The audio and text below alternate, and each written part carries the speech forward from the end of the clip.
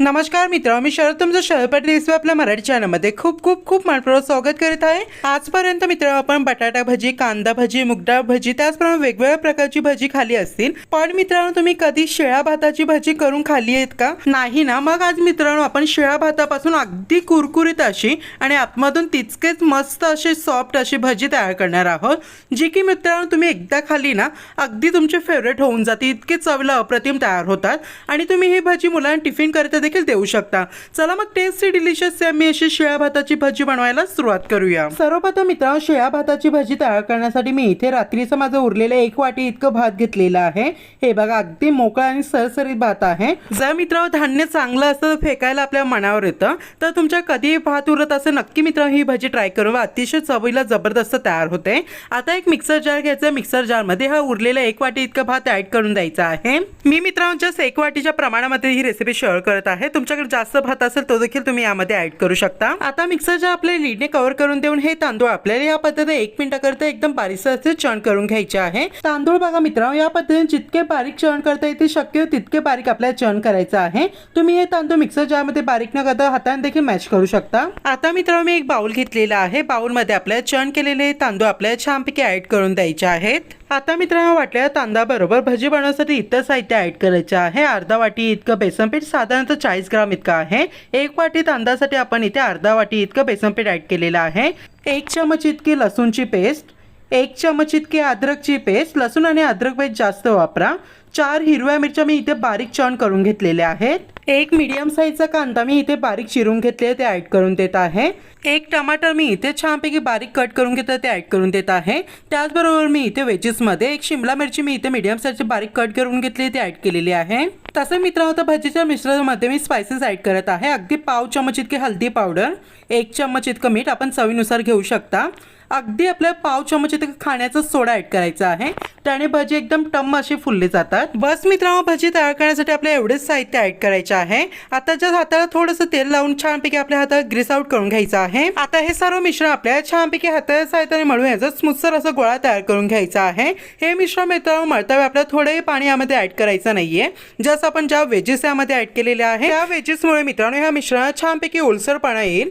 तसे मित्रांनो ही भजी आहे, दॅट्स वाय तुम्ही इथे 1 चमच इतके जिरे आणि 1 चमच इतकं ओवा एकदम कुस्करून यामध्ये ऍड केला तरीही चालेल, त्याने भजी टेस्ट आणखीनच छान लागेल।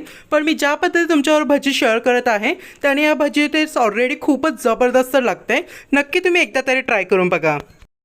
हे बघा मित्रांनो 1 मिनिटानंतर आपण पाहू शकता मिश्रण मळून मी छानपैकी याचा एकदम स्मूथसर असा गोळा इथे तयार करून घेतलेला आहे। खूप छान प्रकारे आपलं हे मिश्रण बाइंडिंग झालेलं आहे।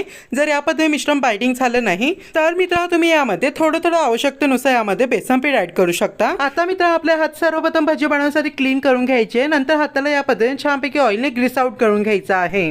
हात मित्रांनो व्यवस्थितपणे ग्रीस आउट करून झाले की आपल्या या पद्धतीने भजी बनवण्यासाठी या पद्धतीने थोडंसं मिश्रण घ्यायचं आहे आणि त्याला छानपैकी बॉल तयार करून घ्यायचा आहे।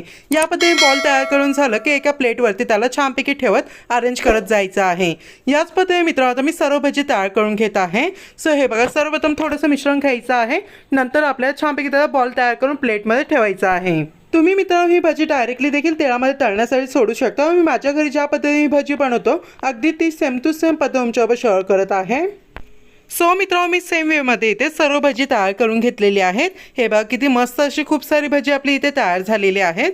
आता ही सर्व भजी मित्रांनो मी डायरेक्टली आता फ्राय करून घेणार आहे। भजी फ्राय करण्यासाठी मी मित्रांनो इथे मीडियम फ्लेमवरती ऑइलला छानपैकी इथे गरम करून घेतलेला आहे। गॅसची फ्लेम आपल्याला मीडियम ठेवायची, हाय फ्लेम ठेवायची नाहीये। आता मित्रांनो आपण तयार केलेली भजी आपल्याला छानपैकी फ्राय करण्यासाठी या पद्धतीने जेवढे बसेल तेवढे ऍड करून द्यायचे आहेत। आता मित्रांनो ही भजी आपल्याला छानपैकी झाल्याच्या मदतीने आतून परतवत एकसारखी सगळीकडून आपल्या गोल्डन ब्राऊन होईपर्यंत फ्राय करून घ्यायची आहे। गॅसची फ्लेम मित्रांनो मी इथे मीडियम ठेवलेली आहे, हाय फ्लेम ठेवायची नाही, अदरवाईज आपली भजी बाहेरून लवकर इथे गोल्डन ब्राऊन होतील पण आतमधून ते पूर्णपणे कच्चे राहतील। याची आपल्याला इथे दक्षता घ्यायची आहे। भजी आता आपल्याला मीडियम फ्लेमवरती छानपैकी गोल्डन ब्राऊन होईपर्यंत फ्राय करून घ्यायचे आहेत। सो मित्रांनो परफेक्टली आपण 4 मिनिटांनंतर पाहू शकता भजी बघा आपल्या पूर्णपणे छानपैकी इथे गोल्डन ब्राऊन अशी फ्राय झालेली आहेत। हे बघा खूपच मस्त भजी लुक आलेला आहे।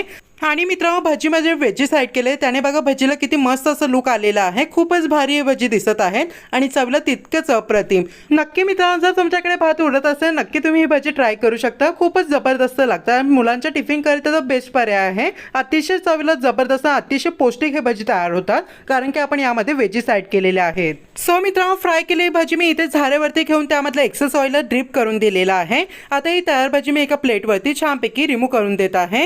हे बघा भजी किती छान दिसत आहे. आता याचप्रमाणे मित्रांनो राहिलेली जी भजी आहे ती देखील मी फ्राय करून घेत आहे.